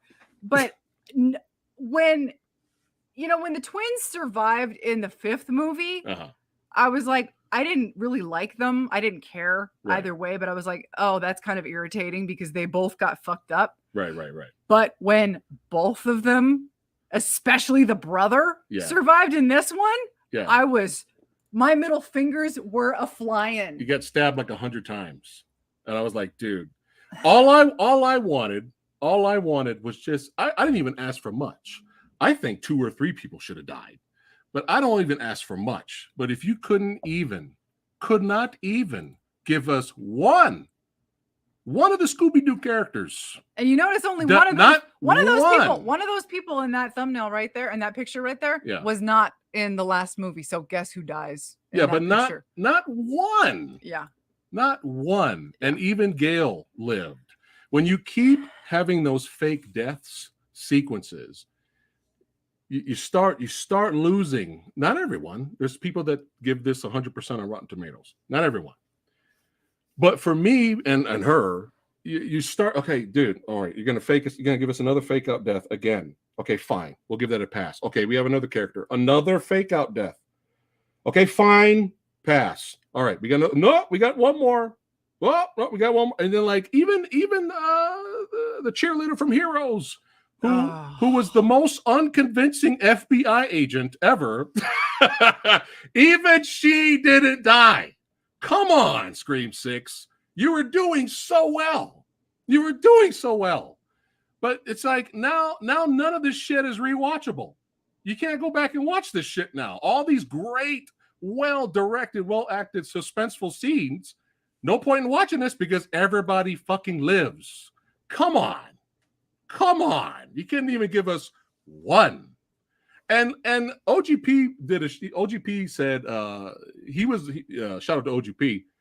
He was saying one of his issues in Scream 5 was Jenna Ortega got fucked up in the beginning, and then if you go by real-time standards, she should not have been up in her bed talking and giggling and everything was fine in the hospital. This is worse because in this movie, she gets stabbed in the back, and after that, she's completely fine. She's not even selling that she got stabbed in the back. So too much plot armor, too much faking death scenes, too much. You could have given us at least one. Make it matter. This is a horror franchise, right? Horror. Somebody's got to go. Not side characters we don't give a shit about. So that completely ruined the movie for her. Did it completely ruin it for me? Well, we're going to get it. We'll talk a little bit more about that when we get to the rating. But before we get to Alex, hold on a second. I want to make sure I'm not missing anything here. Suck said Scream 6 is the worst. Okay. Sexy Sumo says bring back Doofy. Alex, you're the Scream expert. And even though I just saw this movie, I don't remember this. So Suck says a guy blew up in Scream 3. Did someone blow up in Scream 3? I don't remember. They most definitely did. That was actually the one. I don't want to fucking spoil what. No, it's all spoiled. No, I don't want to spoil my rankings. Oh, okay. Okay, yes, just say yes. Just say yes then. Yes, that did happen. Did you see blood and gore? Did you see jibs, or did you just see an explosion? You actually saw the guy blow up. Okay. Was that in the beginning or the end? To put it simply, it was like end of Act 1. Okay, because I must have been so checked out. I don't remember. I was on the sauce too, and you were pissed because Cotton died. I was fucking pissed that Cotton died in the beginning. Fuck Scream 3! You're a Ray Donovan fan. 3 up the ass. As soon as Cotton Vaseline. As soon as Cotton showed up, he knew he was gonna die. I was already flipping off the. And he was already. I was like, you're getting fucked. Yeah. Oh, anyway. Yeah, he was already cursing at the movie. Oh my god. Before, 10 minutes before he even died. Wait a minute, you're pissed that Cotton was killed? At the beginning of Scream 3, yeah. Yes. Because and now you're like, kill the characters. Oh, now I know what's going on. Because Cotton died, now you're like, everyone else died. There's a reason. The hero's ending at the end of 2. Because I actually ended up liking them by 2. And then right in the beginning, they killed them off. And now you're mad that everyone else gets. I don't give a shit about the twins. Yeah, I don't give a shit about the twins. Are these snarky garbage? Oh, we're the niece and nephew of this one character from the second movie who died. Anyway, anyway. Yeah. So all right. So, but I still think one of the best kills ever is the cop on the cop on the car getting ran into that steel pipe pole, and he gets impaled through the back of his head. That is fucking just wow.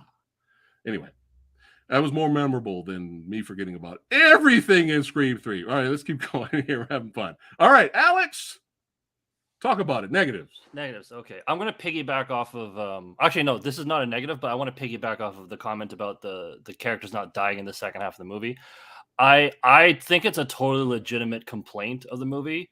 It's a personal thing. I personally didn't get offended by it. I think because I really like the new characters. I really didn't want to see them die. I'm still recovering from Dewey's death. Okay. And I thought, if they kill them, then fine. But I don't know. It was kind of like it was kind of like reverse psychology for me. I'm like, if they kill them, then it's like it'll hurt, but it's like, of course you're gonna kill them because that's what you do. You make sequels, you kill them. But if they survive, that'd be kind of nice. And also, I knew that this is off record. I believe they're either greenlighting or they've already greenlit the 7th one. So I'm like, okay, I know they were pretty ballsy in the last one, so they don't have to do anything too crazy with this one. Maybe keep characters longer so that it hurts even more when you kill them later. So I'm fine. So I was not, but I can totally see why people be upset about that because it is like there's a lot of characters. Yeah. Maybe you could have killed one of them. Yes. But no, I totally understand your reason because you actually have a fondness for the characters. You don't want to see them die already. Well, that's only one of the reasons. I mean, just because I like the characters doesn't mean that they should live. So what they should have did was not have every character, get fucking murdered to death. Don't put them in that situation. Then we won't have a fake death. Don't have the brother get stabbed 100 times and then he's fine. Fuck off, man.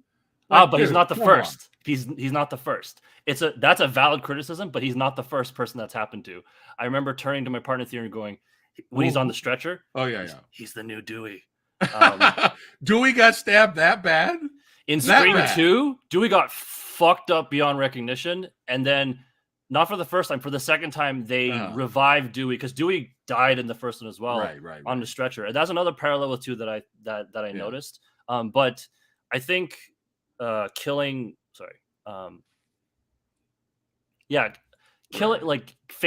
your characters or getting them stabbed or mortally wounded, and you kind of play with the people's emotions. Right. You're also talking to the guy that made the movie Contracts, where, I mean, just my character alone suffered more body damage than all the characters in Scream 6 who survived combined. Let's be real. I got shot, stabbed many times, and I kept going. So it's one of those. I think with all the movies, I'm able to suspend my disbelief because they're all right.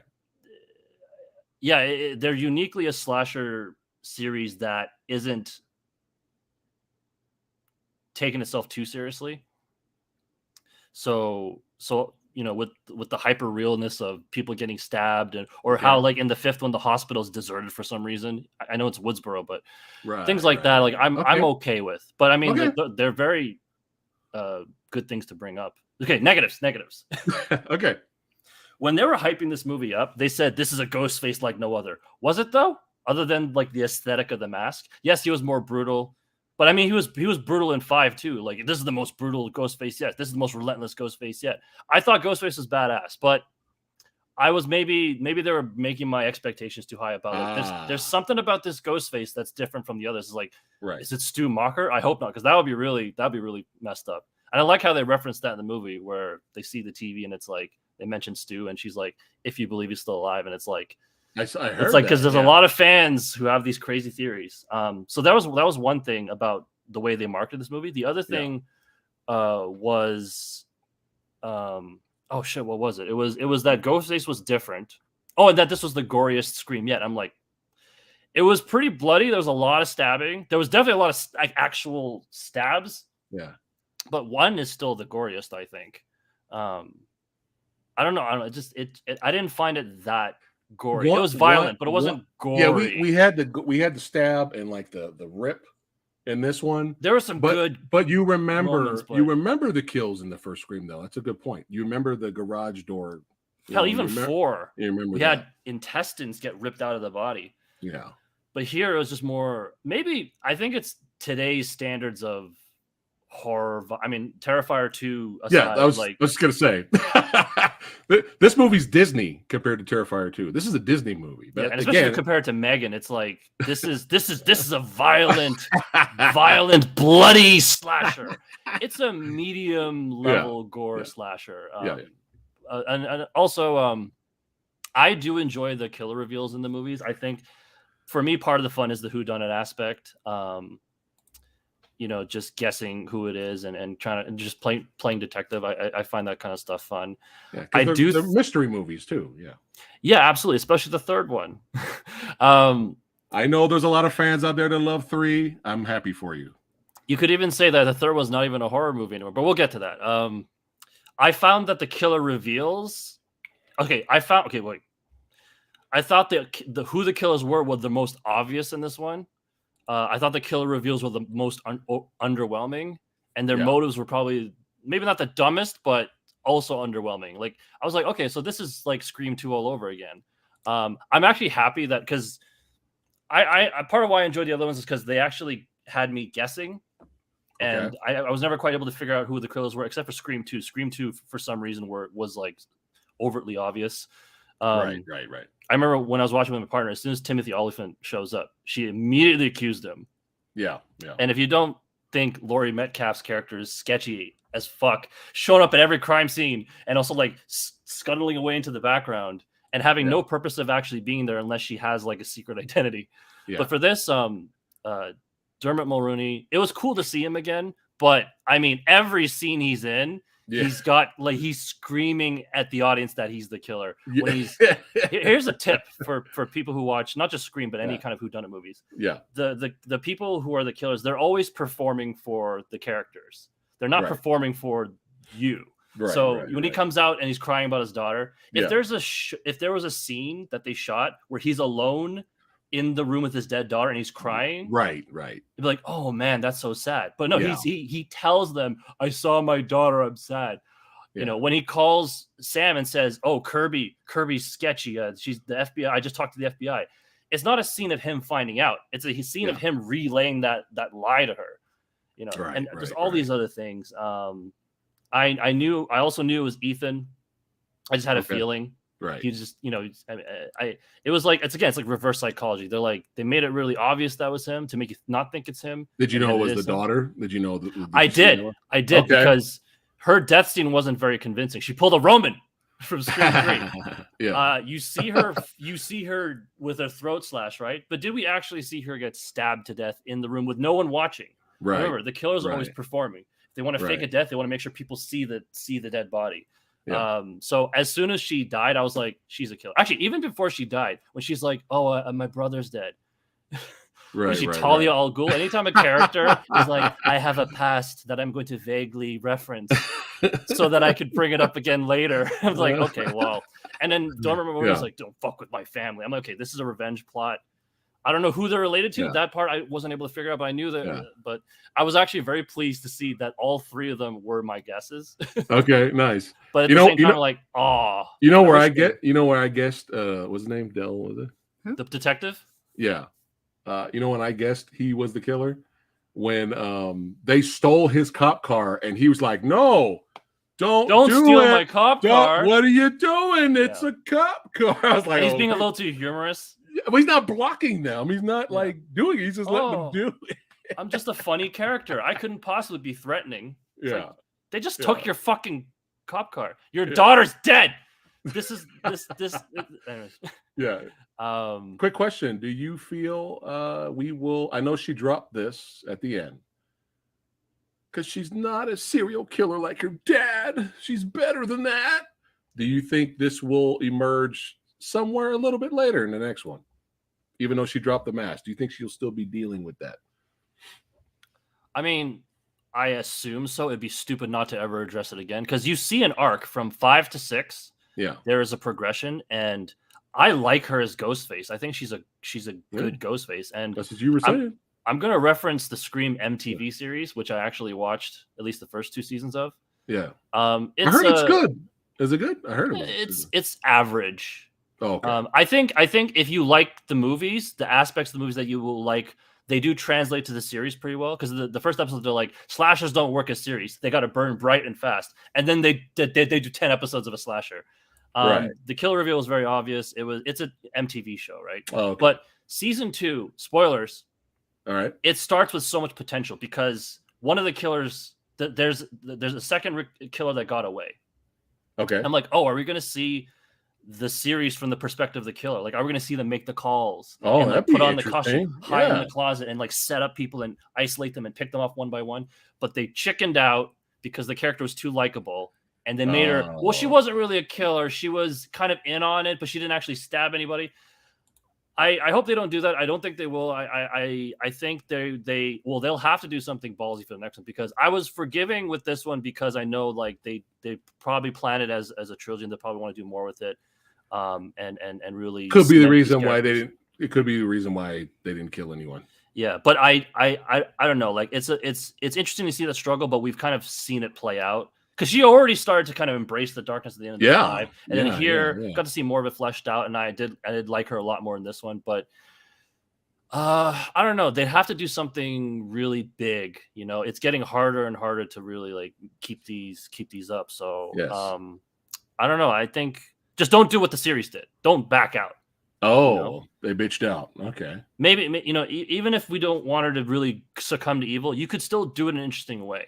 You know, right? You could still have that. You could have her kill a bunch of people and have Jenna Ortega's character have a conversation, and there's like a glimmer of hope in her eye. Like maybe, she's killed a lot of people, but maybe we could bring her back. And then she stabs her sister. Oh no, like something fucked up like that. Maybe she could be Dexter-esque, where she's fucked up, but she only kills the bad guys. Yeah. She's kind of like I'll kill the people that people can back me up on. Right. That'd be interesting. Right. It's that'd like, be interesting. Yeah. And that's an interesting. See, that's a way you can keep it fresh and do an interesting play on slashers, because we love watching people get killed for some sick fucking reason. But here it's like, yeah, because these people are bad, and I'm a likable character, right? You know, I'm not Jason or Freddy. I'm this new kind of killer who you kind of watched grow. You know, like a better version of the Halloween remake. Right. Watching them become the killer. There you go. Okay. All right. I'm not going to make. Did you enjoy the lair? It was cool. There was a lot of Easter eggs. Actually, you can't even call them Easter eggs because they're literally on display for all to see, not just for the audience to pick out, but for the characters to actually comment. I mean, I will say as these movies progress, the meta-ness, it gets very on the nose, very heavy-handed. It does beat you over the head. Right. I'm okay with it. I'm not annoyed by it, but I can definitely see other people being annoyed by it. But you know, I do appreciate that they never stop being fun or funny. You know, they're like, this is a serious Scream, this is a brutal Ghostface, but there's still moments of levity. You know, there's still moments of like, we're still having fun. This is a slasher. This is not Hereditary. Right. And so just finding that balance, it's interesting to watch because it's very difficult to do. And it felt different. This is not negative. This felt positive. It was nice to be in New York and not spend 70% of the movie on a boat. Right. Exactly. Exactly. Even though I got a soft spot for Jason Takes Manhattan, but yeah, I realize there's bad in that movie. Oh, I have a soft spot. The best part is when he kicks the guy's boombox. I fucking love it so much. That and punching the guy's head off, the boxer. Oh my god, yes. Oh man, she loves that scene too. Oh man, but yeah, I mean, was anything else we missed? We talked about the positives, the negatives. Talked about our 3 experiences from 3 different mindsets going into the franchise. Was there anything else we needed to talk about before we rate it? I can't think of anything. Yeah, I mean, just off the top of my head, that's all I got. All right, copy that. Okay, let's go ahead and rate this sumbitch. Boom. D. There you go. That's very generous. I've seen worse. If I've seen worse. If it gave you the ending and finale you wanted, what do you think you would have given it? There's. As you said, this is your favorite Scream movie until the end. Then I probably till the reveal. Then I probably would have given it a C. A C. Okay. But the thing is, I don't care for any of these movies. Right. Okay. Yeah. Like I don't find them fun. I don't find them clever. Okay. I don't find them entertaining. I find none of them rewatchable. Okay. That's just me. All right. I don't think any less of anybody for finding them entertaining. It's just me. Right. Okay. So this clearly isn't my cup of tea. Okay. I will be very surprised if you manage to drag me to see the 7th one. So it's just not for me. Like I saw the first one 20 years ago, if that, and it wasn't for me then. It's not for me now. Sometimes movies grow on me. Sometimes I watch movies at a bad point in my life, and sometimes I'm just right about my taste in films. Okay. Okay. A D for Lady Fat Blood, below average. Alex, what are you giving it? So I gave 5 a B. Okay.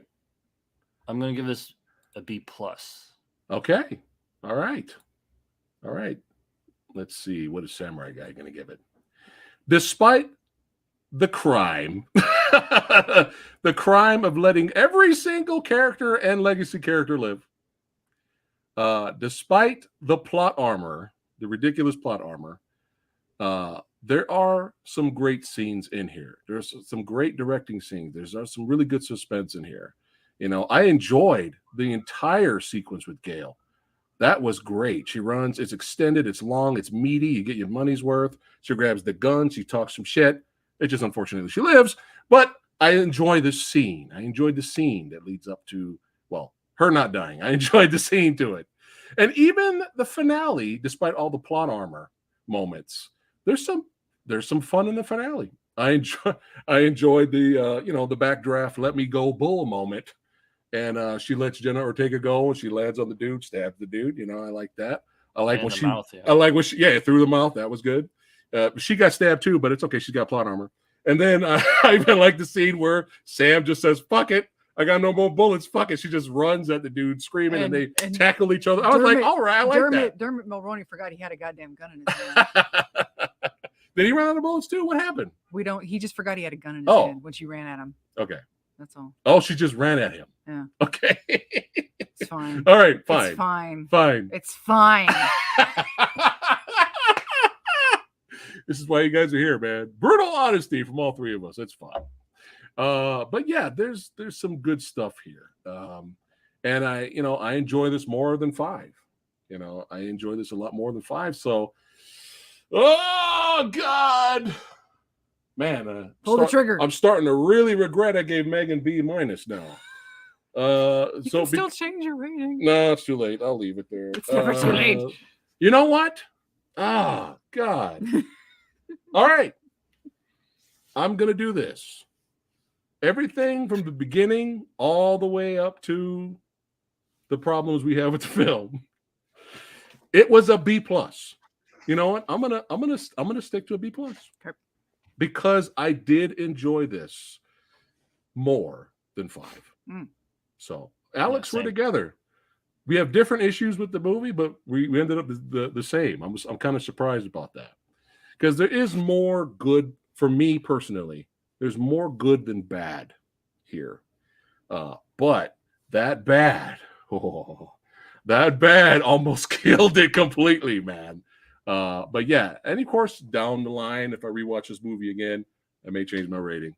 Who knows? I may watch Scream 3 again down the line, and I may think Scream 3 is amazing. It's fucking brilliant. You never know. I doubt it, but you never know. So there you go, guys. I'm surprised I gave it a B+. But for different reasons. But yeah, definitely we can all agree, even you, definitely better than Scream 5. Sure. Not everyone thinks so.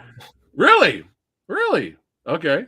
Some people think Scream. I saw some comments here. Some people said Scream 6 is the worst in the franchise. So again, I've only seen. I'm kind of like this. You kind of like that, okay? Because at least 5 had the balls to kill somebody. Ah, that's true. That is true. But again, it's like even if 7 kills off one of the what was that idiot name they were calling themselves? The Core 4. The Core 4. Yeah. Even if the next movie kills one of them, I don't give a fuck. I don't care. Yeah. I only like Jenna Ortega because it's Jenna Ortega. Right. I don't necessarily care about her character. Right. So, yet again, these movies are not for me. I'll be seeing the next one by myself. There you go. All right. So there you go, guys. B+ for me and Alex. And let's go ahead and rank this sumbitch. We will do some rank. No, I'm rank. Rank what? Rank. We got to do a ranking. Of what? Scream movies. All of them? Read the description when I post videos. Oh, Wait, is Lady Fatblood also ranking them? No. So I can leave now. If you want to say goodbye to everyone, yeah, go ahead. You don't have to leave. All right, hold on. I got to set the scene here before we rank these things. Hold on. I got to set the scene here. The Rocky ones will be fun to do. Yeah, we should. Let's do it. Let's do it for sure. Rocky 2, I think, is a better movie than 4, but I love 4 so much. Hey, ranking them, it's our ranking for just like we're about to rank Scream right now. Yeah, but this is a little easier because they're tonally more consistent than Rocky was. Well, what I mean is we're ranking these, we're not being a critic about it. We're ranking these for our this is our own. Oh, yeah, for sure. Ranking. Yeah. For any reason. And this is our own personal ranking. That's how we rank. All right, hold on. Wait for Alex. Y'all ready, Alex? This is gonna be loud. Yes. All right, guys, we are getting ready to wait till you're done. All right, guys, we're getting ready to do some ranking around here. We're about to rank some Scream movies. Let's go.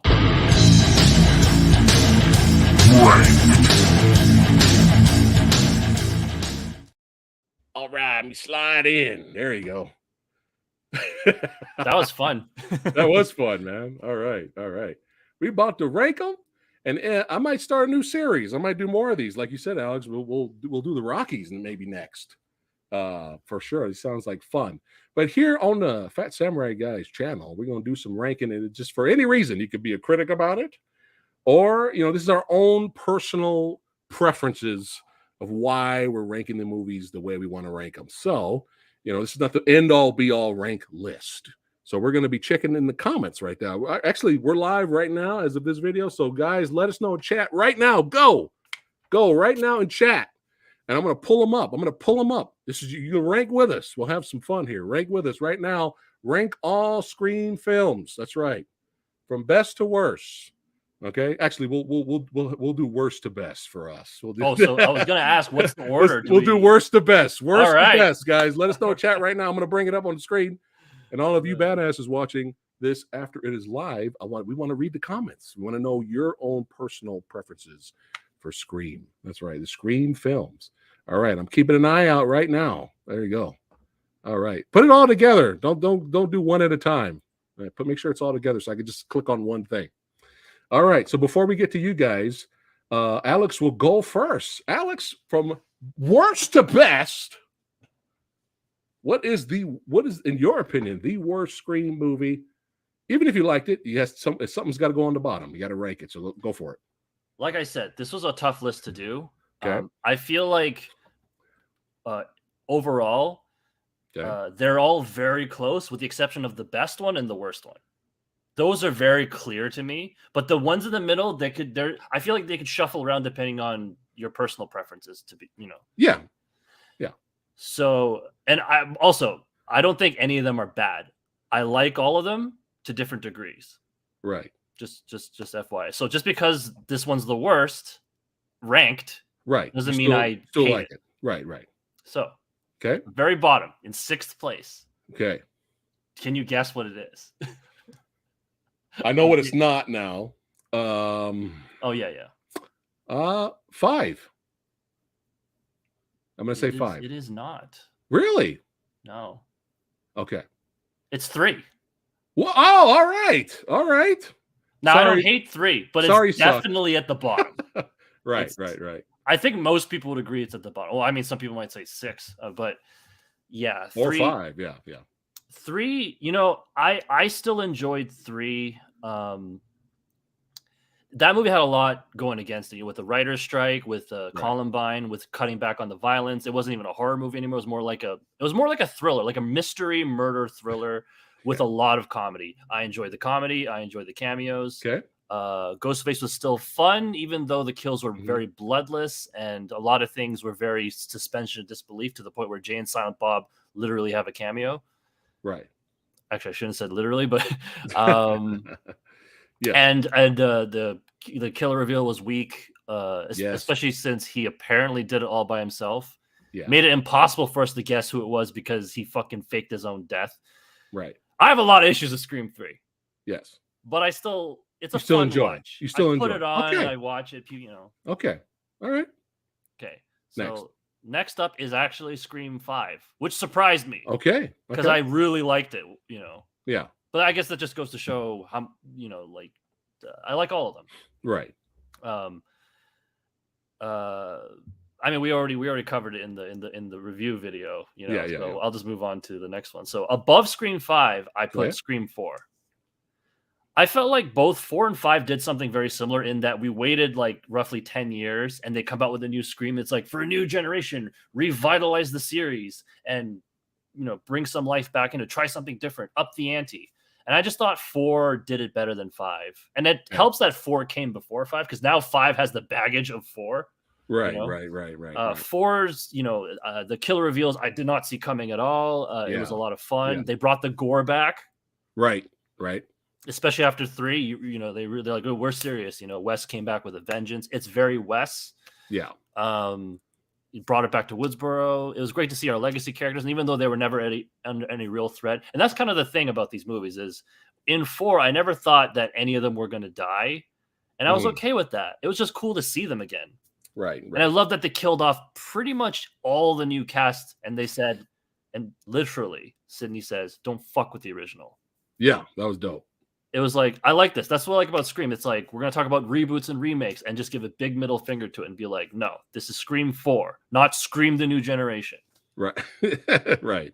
Kind of did something similar, but it still felt fresh. They tried shit, The opening kill not being a kill. Right. Killing Dewey was a big emotional, either high point or low point.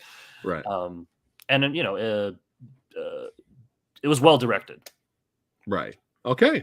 Yeah. So 4 above 5. At number 3. Yeah. Yeah. In third place would be Scream 6. Okay. I really liked it. I was worried about 4. I was worried about 5. I was worried about 6, but it really delivered on the entertainment factor. Okay. I wasn't sure if I was going to like it more than 5. I thought this might be just a cash in, but there's so many great set pieces. And even though the finale with the killers is laughable, it was still fun. Yeah. There was some great fights, some great stunts, some great highlights, some great kills. The stab through the eye, his eye was nice. Yeah. It was a lot of fun, and I gotta say, what a good time at the movies that was, at least for me. Nice. All right. So that just leaves to number 2 is Scream 2. Yeah. It might be my favorite. Okay. It's really attached to nostalgia. I watched it a lot as a kid when I was really getting into horror. Right. And it really stayed with me. And interesting point is them killing Randy was such a big deal at the time. It really hurt to kill a legacy character. And even though the killers were supremely obvious, much like in 6, it's funny how 6 and 2 rank high, but the killer reveals are very weak and very predictable, and at least to me, and kind of over the top, and it just kind of and their motives are exactly the same. It's like, you killed the last killer, so now we kill you and everyone you know, or at least everyone in the cast list. Yeah. So, shout out to stabbing the therapist in the face in 6. That was a nice moment. Let's do the nose. Through the nose, yeah. Through the door. They're banging him on the door and stabbing him. And I know it sounds obvious, but number 1 has to be the first one. It really is the most well-crafted. Right. It did breathe life back into the slasher genre. Mm-hmm. I think what I like most about it is that it makes fun of the horror tropes and slasher tropes that came before, and then they go ahead and do it anyways, but they do it really well. Yeah. They're like, look, we're not above these movies. We're fun, just like these movies. We're celebrating these movies. We're going to point out, don't run up the stairs, but we'll have that happen, but you'll still be on the edge of your seat, Yeah. It's kind of like, I kind of equate it to Kill Bill. Kill Bill is a send-up of all these exploitation films, but it's a great exploitation film. Yeah. So, it's very unique in that, and that's one particular reason why I really gravitate towards it. And 1 had just great kills, great suspense, great killer reveals. It didn't reinvent the wheel, but it definitely breathed life back into a genre that really needed it. It was fun. It gave us movies like Urban Legend and Valentine and I Know What You Did Last Summer. Yeah. Yeah. Copy Keeping that. the old school alive. Yeah. Copy that. Very well said on every single movie. So I really don't have to say anything. I just say my ranking. I'm sorry. I went off on a fanboy tangent. No, that's why you're here. That's what I wanted. That was awesome to hear, man. That was awesome. All right. Oof. As of right now, what I think is the worst. Alex, pretty obvious. What do you think? What do you think is the worst one? What do you think my pick is? The first one. Yes, obviously the first one's trash. It's 3. It's 3. But like I said, you guys got to become members and watch I binge watch all the movies, and I give my quick thoughts on every one back to back. And when I get to 3, I lose my shit and I give my reasons. I'm not going to do that right now. We don't have a certain amount of time left. But again, revisiting stuff down the line, you never know how Samurai Guy will feel. But right now, it's trash. I know there's a lot of Scream 3 fans out there. I'm sorry, it's garbage. It's garbage. But it's the last one. It's the last one. Whatchamacall's mom disappeared for 2 years, and all this shit happened. And get the fuck out of here, man. Yeah, it's trash. It's bad. Let's reset the relationship again between Dewey and fucking Gale. In the last movie, they were together. They were perfectly fine. But in this movie, right in the beginning, they're not together. They're arguing. Gale's being a bitch until she comes around to not being a bitch anymore by the end of the movie. And by the end of the movie, Dewey's proposing to her. Scream 3 is trash. It's trash. But I can see why some people who are fans of the franchise can at least watch it as enjoyable trash. All right. So that's my last one. Child's Play 3 of the franchise. Yes. It's the Matrix Revolution. Yes. It's the Blade Trinity of the franchise. It's the Godfather 3. Yes. Oh man, that's why the fourth Scream movie is the Rocky Balboa to Rocky 5. Yes. There you go. The fourth movie is like the Wes Craven was like, I can't leave it like this. I can't just leave it on. I mean, come on, Wes Craven's like, I can't leave it on Scream 3. I can't. And rest in power. Yeah, rest in power, man. And he gave us the very well done Scream 4. Next is gonna be 5. Oh shit. 5's gonna be next. Yeah, that's gonna be my next one. We already talked about 5. The one above that, this one's gonna be a little tricky for me because I really like both. But you know what? Oh man. I'm gonna you know what? I'm gonna go. This was they're close, but I'm gonna go again. We'll do this 5 months from now. We'll have a different ranking. Probably, yeah. Even for me. I'm gonna go 6. Okay. I'm gonna go just 6. above 5. Yeah. 3, 5, 6. And then I'm gonna go 4. 4. And then of course it's very similar. 2 for 2, and the original, the first one for number 1. Rewatching it when we binge watched all these movies, I still feel like it holds up. You know, 2 has great kills. Yeah, 2 does. I mean, the one I mentioned earlier, the cop on the car, baby, impaled through the back of the head. That was like the best. One thing I noticed rewatching the movies building up to 6. All the law enforcement across the board through all the Scream movies, like all the cops, detectives, bodyguards, you know, FBI, even Dewey. I love Dewey, but even like they all suck. They're useless. Yeah, they do. No, like it's no wonder no one's safe. Yeah. Like those guys got. I mean, shit, man. They had one job. They had one job. They had one job. Yeah, pretty much. All right, let me scroll up here before we end the video. Let's see what everyone else here. I love seeing the variety. Like it just goes to show like everyone's coming from such different places. There you go. Thomas's ranking right there. I'm gonna put everybody's ranking up there. Thanks again, guys, for joining in on the fun here. There we go. Boom, boom, boom. There we go. Wait, I don't understand. 3's the best?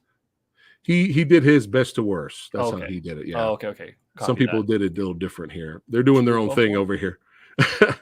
And Suck's favorite is Scream 3. There we go. And his least favorite is 6. All right. I don't believe that. hey, I mean, it could be. It could be. Yeah. It's unique. All right. It's the least violent. Caitlin here. There we go. Worst to best. 4th at the bottom. All right. Interesting. 6th in second place. Yeah, interesting. All right. Sean's here. Here's Sean's. Okay. Interesting. All right. Here we go. Let's go here. Let's see anyone else. Heather's here. There we go. We got Heather's ranking here. Okay. Nice. All right. Let's see if there's any other ones. Adam's here. Best to worst. Okay.